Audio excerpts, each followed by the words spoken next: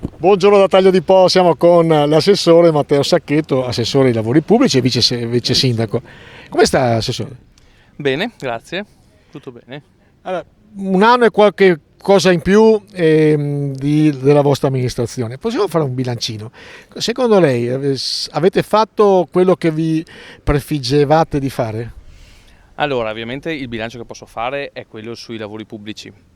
E ci siamo dedicati tanto a mettere in moto e a proseguire dei progetti che erano fermi da tempo.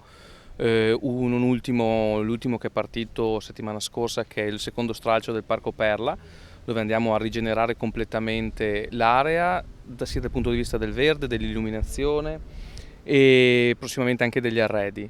Progetto completamente nuovo, progetto completamente rifatto, rivisitato e a marchio di questa amministrazione, per cui ne siamo proprio contenti. Abbiamo iniziato e portato a termine il progetto sulla riasfaltatura della piazza, dove è stato necessario, come peraltro abbiamo già detto in altre occasioni, rimuovere i pini che la contornavano perché erano pericolosi, ma soprattutto erano la causa del dissesto dell'asfalto. Però insomma adesso siamo proprio qui e sembra una pista da biliardo la piazza. Punto spinoso, perché anticipo già una domanda, saranno e le altre strade? Per le altre strade in realtà, siccome non siamo ciechi e vediamo quali sono ovviamente le richieste dei cittadini, sia sui social, sia quando ci fermano, ma soprattutto è uno stato oggettivo delle cose, ma le strade di Taglio di Po sono messe molto molto male.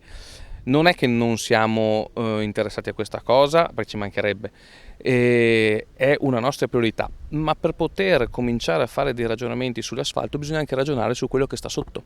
Allora abbiamo interessato Acque Venete per tutto quello che riguarda la fognatura, perché sarebbe assurdo rifare il manto stradale quando magari la fognatura sotto o anche i tubi dell'acqua bianca sono da rifare.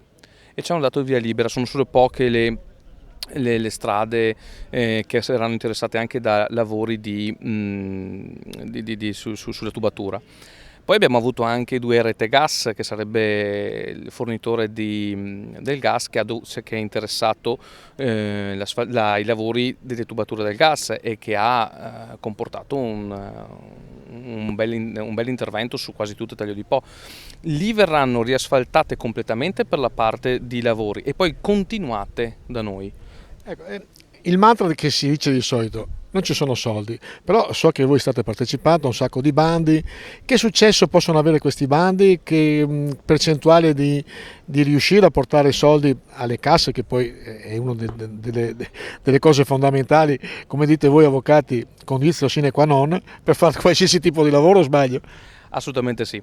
Allora, il mantra è confermato, cioè i soldi della pubblica amministrazione sono proprio pochi, sono risicati e servono veramente per le prime esigenze della macchina amministrativa, che è importante e imponente.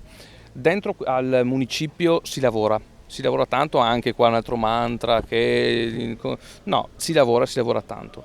È la burocrazia che effettivamente è complessa e pesante.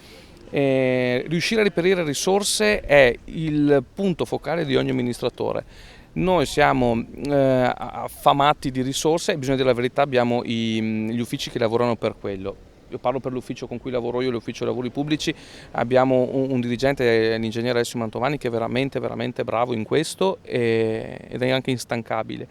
Però ovviamente bisogna fare il progetto, candidarlo, o meglio aspettare che arrivi la risorsa, candidarlo e conseguentemente riuscire ad ottenere il finanziamento. Poi ci sono le graduatorie e quant'altro. Solo allora si hanno i soldi per poterlo fare e, scusami, il 90% delle volte dobbiamo anche cofinanziare con il comune.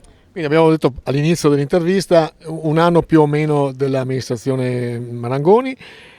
Quanto tempo ci vorrà secondo lei a sviluppare tutti i progetti che avete sul piatto, sulle vostre scrivanie? Allora, se fosse per noi li svilupperemo tutti assieme, nel senso che comunque a risorsa ottenuta possono andare avanti tutti insieme. E ce ne serve di tempo, perché comunque adesso abbiamo fatto altri progetti, abbiamo ottenuto il finanziamento per la progettazione della palestra della scuola G. Pistella, altre progettazioni per le strade e i sottoservizi, tutti progetti che restano ovviamente nel cassetto fin tanto che non arriva la risorsa per poterli poi porre in esecuzione. Quindi se ci vediamo tra un anno un bel po' di lavori perlomeno cominceranno. Assolutamente sì, assolutamente sì.